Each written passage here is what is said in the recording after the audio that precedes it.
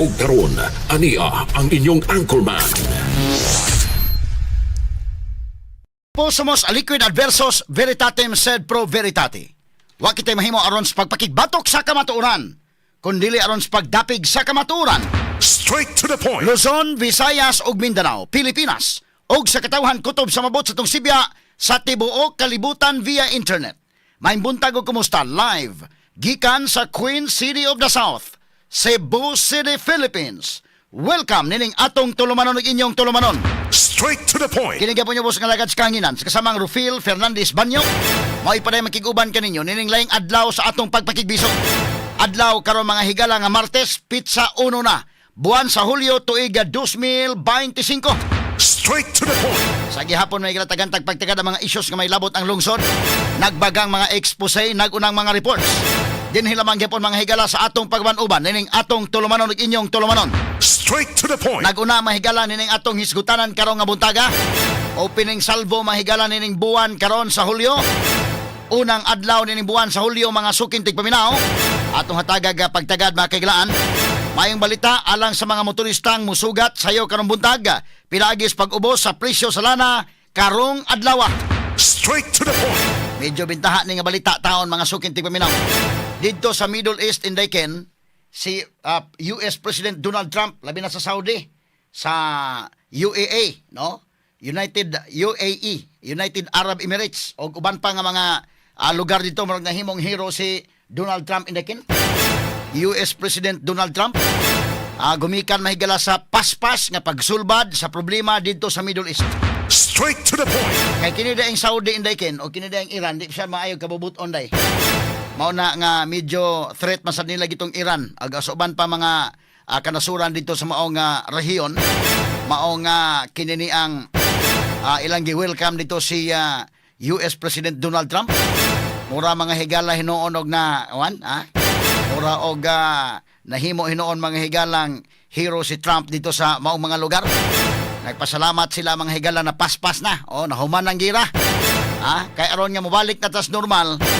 O niya mobalik na ta sa atong panginabuhing normal o ang presyo po sa gasolina, presyo sa lana, mobalik nag-ubos. O mao ni kanagon at least na feel na nato mga kaigalaan.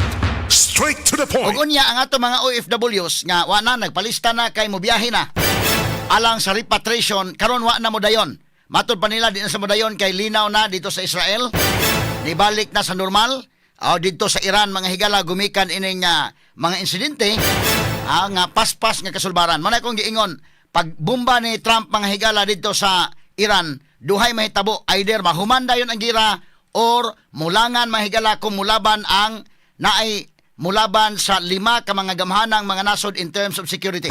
Straight to the point. Sa ako naging 5 raman ang dunay permanent members sa UN Security Council na mulaban usa duha da magubot gyud. Mosamot mga higala mo pabilo sa gira sa tibuok kalibutan. Straight to the Pero point. way makalaban, pagpanawag ang Iran og tabang way mo tabang, mahuman dayon ang gira mga sukin tigpaminaw. Mao ni ang nahitabo. Sama lagi sa kong giingon katong Iraq bitaw unsam tong Iraq. Ang Iraq mga higala gitabangan mo to. Og bomba mahigala sa Great Britain og sa Amerika. Wa mo laban mahigala, wala mo uyon ang China, wala mo uyon ang Russia. Pero wa po sila mo laban. Nga laban gyud. So kanang di mi mo sugot nga inyo nang buhaton pero og inyo nang buhaton di pud mi mo aksyon. Tan-aw lang ang China og ang Russia. Mo na nahitabo mga sugid tigpaminaw. Mo na nga kini ni ang karon ang nahitabo sa Iran, Israel pod og US. Maoy nagtira mga higala. Apan nakauna ang Israel gumikan kay mas urgent ang threat sa Israel mga sugid tigpaminaw as compared sa US. Straight to the point. Ana akong gipabati na ninyo, daan pa kinadto panahon pang Bill Clinton, panahon pang Miguel George Bush, panahon pang Barack Obama, panahon pang Joe Biden, daan na nila mahigalang giplanuhan nga hunungon gyud kanang nuclear program sa Iran mga sukin tigpaminaw. Straight to the point. Si Trump lang karon mo nakapaundang gyud, mao gyud mahigalay nakapa matod pang Iran, matod pang Trump completely obliterated. Straight to the point. Kompleto yung pagkabungkat. Straight to the point. Atod pa mahigala nga Donald Trump. Una nga nabahin dito sa US, may higala doon ay mga Democrats, muragwa makauyon ni Trump, ang mga Republican, mga higala, pertisang abiba ni Trump. Pero ang ubang kanasuran, ni abiba sad mga higala kay napaspas og sulbad kining maong gubat dito sa Middle East. Straight to the point. Ato ning hisgutag dugang karon buntaga sa manuman usab ning atong tulumanon ug inyong tulumanon. Straight to the Mao point. na nga kini ni ang mabahin-bahin man ang hunahuna sa mga tao, bahin-bahin man og baruganan mga higala, pero mo sabot na sa taon sa mga baruganan sa uban, pero kasagaran gud mga kigalaan, dunay uban suko sa US, dunay uban nga okay ra sa US, dunay uban laban sa Israel, dunay uban suko sa Israel. Dunay po uban laban sa Iran, dunay po uban suko mga higala sa Iran. So ato ning pagtagad karon nga buntaga sa manuman usab ning atong tulumanon ug inyong tulumanon. Straight to the point. Samtang sa laing mga balita sa mga lokal nga mga officials mahigala sa Sugbo, ni sugod na gid paglingkod kagahapon sa ilang katungdanan. Perting mura gyud mga higala og grabing abiba sa katawhan, no? Dire sa Cebu City, si Cebu City Mayor Nestor Archival og si Cebu City Vice Mayor Tomas Osmeña. Straight to the point. Misaad mahigala si Archival og si Osmeña, kini sila hinoon mga kuan naman mga tang-an naman mga higala nga mga politiko, tang-an na pulis public service, ay dugay naman din ha, mga sukit tig paminaw, mga nangaraan naman din ha, mga higala, labinas Tomas Osmeña, ni saad mahigala nga ilang ipabalik ang Cebu City nga mahimong numero 1 nga syudad mga kigalaan sa tibuok Pilipinas. Straight to the Kay point. dunay mga higayon kaniadto during that time mga kigalaan ni Mayor Tami. With due respect mga kaigalaan nga ang Cebu City di gyud mabangbang day. Sikat yung Cebu City nahimo kitang number 1. Ang Cebu City mga higala, ug mo yung kag property kana kung SRP kisa may nakahimo ana nga mga local government units nga sama sa gibuhat ni Tomas. Straight to the point. Nga laway ray puhunan por nakahimo kag property kanang South Road Properties kadako ag ngilngiga na nga project mga sukit tig paminaw. So mo na mga higalay proyekto mga higala nga kining kuan ba kana na ang mo tuhop sa matag Subuanon labot mahigalan Tomas Osmeña mo nang pagdagan niya bisag vice mayor lang ako na lang gihimadlan daan niya kini mo daog ni dili ni mayor medyo di na ni makagwantay pero vice mayor kaya pa ni gumikan mahigala sa iyang mga ligasiya ba o karon si Archival misaad nga ilang ibalik pag number 1 kay naapsa naman ang Sugbo. Straight to the point. Naapsa na mo nang ako magdahom nagtumilabay mahigala nga mga mayor. Ang labing dako gasto mga higala nga mayor nga wa ko magdahom abi nako mga higalag okay yun pero sige na lang kay wa na ba didto mga higala di mapunto siya tingali gyud inday ken na mo po yung mga tawo sa palibot gud panahon mga higalang Mayor Edgar Labilla. Straight to the point. Ang tuo ko mahigalag ko anjo to siya with due respect, no? Believe kay ko mga kaigalaan kay ang prinsipyo ba nagtan-aw ko kini okay ni palihatag prinsipyo ini. Labi na mahigalang gikan to sa ombudsman. Apan sa iyang panahon didto ang grabing pagkapuhok sa kwarta sa syudad sa Sugbo. Straight to the point. Pero natunong hinutong COVID. Apan gipasangin lang na po ang COVID adto hinuon mga higala. Naniid ta sa mga panghitabo sa City Hall atong panahon na gyud, pero di po hinuon to siya gyud. Doon ay mga tao siyang palibot matud pa nga maoy grabe mahigala naka hinungdan mahigala nga napuhok kitong kwarta sa syudad. Straight to the point. Ang halin sa SRP na hindi na hurot gyud. Ato lang ning agi katawa-katawa. Pero karon sa Archival niingon nga ilang ibalik pagka number 1. Sige amo nang hinaot, no? Hinaot unta nya ato man nakita mahigala nga importante mo nang leader ba nga naay pagkaligdong ba. Kini sa Archival mahigala si Tomas og maghiusan na gid sa klaro kay mura ba mga higala og wa pa gani makasugod mura jud na nay bangi-bangi gamay. Pero ambot og drama ra ba kato inday ken kay nakita mo po na ngapi man sad. Basin og kuan na siguro to kanang part lang siguro sa discussion inday ken. Partis demokrasya ba nga dunay magabangi na mga opinion. Kay importante magod niya mobalik ta og kuan jud Cebu City gud ni. Nya ari putas probinsya, di ana mahigalas Pambari 4 ni lingkod na gyud kagahapong adlaw. Pero tigyon mga higalang maghinaot na to. Nya sa iyang paglingkod kini may nakanindot mga sukit tig paminaw.